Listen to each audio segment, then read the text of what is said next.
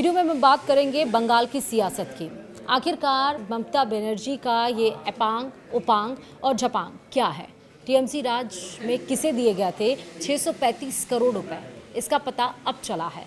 यानी कि आप देखिए, संकट के बादल लगातार मंडरा रहे हैं ममता बनर्जी के सर के ऊपर और वो खत्म होने का नाम नहीं ले रहे हैं। नमस्कार, आप देख रहे हैं न्यूज़ 18 का डिजिटल प्लेटफॉर्म। मैं हूं आपके साथ श्रुति श्रीवास्तव। पश्चिम बंगाल की सियासत में पूर्व मुख्यमंत्री ममता बनर्जी की कविताओं और उनके कार्यकाल के फैसलों पर चौतरफा गाज गिरी है। एक तरफ शुभेंदु अधिकारी ने पुस्तकालयों से एपांग, उपांग और झपांग जैसी किताबें हटाने का ऐलान किया है, तो दूसरी तरफ टीएमसी राज में एक चहेती विज्ञापन एजेंसी को 635 करोड़ रुपए बांटने के मामले में बड़ी जांच भी बैठ गई है। क्या है वो विस्तार से समझिए। दरअसल पश्चिम बंगाल में सत्ता का तख्ता पलटते ही पूर्व मुख्यमंत्री ममता बनर्जी की मुश्किलें हर गुजरते दिन के साथ दुगनी होती चली जा रही हैं। नया विवाद उनकी लिखी किताबों और उनके कार्यकाल के दरमियान सरकारी खजाने से पानी की तरह बहाए गए पैसों को लेकर खड़ा हुआ है। शुभेंदु अधिकारी सरकार ने जहां एक तरफ सरकारी पुस्तकालयों से ममता बनर्जी की लिखी किताबों को बाहर करने का फैसला किया है, तो वहीं दूसरी तरफ टीएमसी शासन में हुए 635 करोड़ रुपए के एक महाविज्ञापन घोटाले की फाइल खोलकर जांच के आदेश दे दिए हैं। दोनों बातें बारी बारी से समझते हैं। सबसे पहले क्या है एपांग, उपांग और झपांग मामला। मीडिया रिपोर्ट के मुताबिक एपांग, उपांग और झपांग वास्तव में पूर्व मुख्यमंत्री ममता बनर्जी द्वारा बच्चों के लिए लिखी गई एक कविता का शीर्षक है, जो उनके चर्चित काव्य संग्रह कविता बितान में शामिल है। बंगाली भाषा और साहित्य के जानकारों की माने तो इस शब्द का शब्दकोश में कोई ठोस या सीधा मतलब नहीं होता।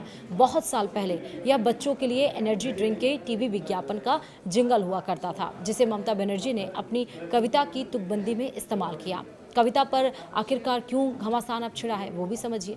मीडिया में छपी खबर के मुताबिक साल 2022 में जब ममता बनर्जी को उनके साहित्यिक योगदान के लिए बंगला अकादमी पुरस्कार से सम्मानित किया गया था, तब भी काफ़ी बवाल मचा था। आलोचक और विपक्षी दल इस तरह की रचनाओं को बंगाली साहित्य में नॉनसेंस राइम यानी कि बिना सिर पैर की अर्थहीन कविता की श्रेणी में रखते हैं। अब नई सरकार के पुस्तकालय मंत्री गौरी शंकर घोष ने इसे बच्चों के समय की बर्बादी बताते हुए सरकारी सहायता प्राप्त लाइब्रेरी से तुरंत हटाने का ऐलान कर दिया है।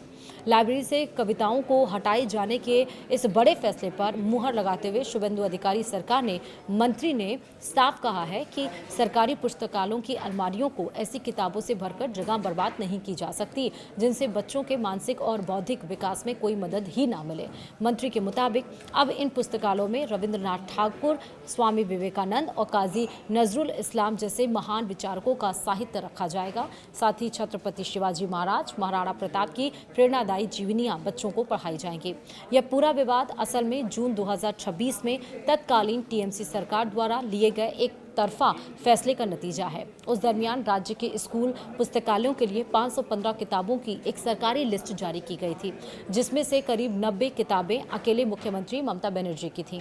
इन किताबों को जबरन खरीदवाने के लिए माध्यमिक और उच्च माध्यमिक का स्कूलों को सरकारी खजाने से 1-1 लाख रुपए की वित्तीय मदद भी बांटी गई थी, जिसे अब नई सरकार ने पूरी तरह से पलट दिया है। किताबों के इस बड़े सियासी ड्रामे के पीछे ही टीएमसी राज का एक और बहुत बड़ा आर्थिक स्कैम बाहर निकलकर आया।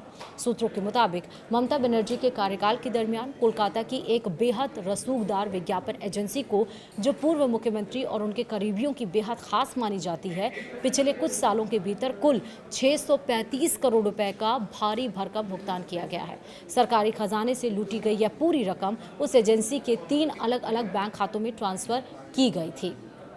ये भी मामला अब तूल पकड़ता जा रहा है।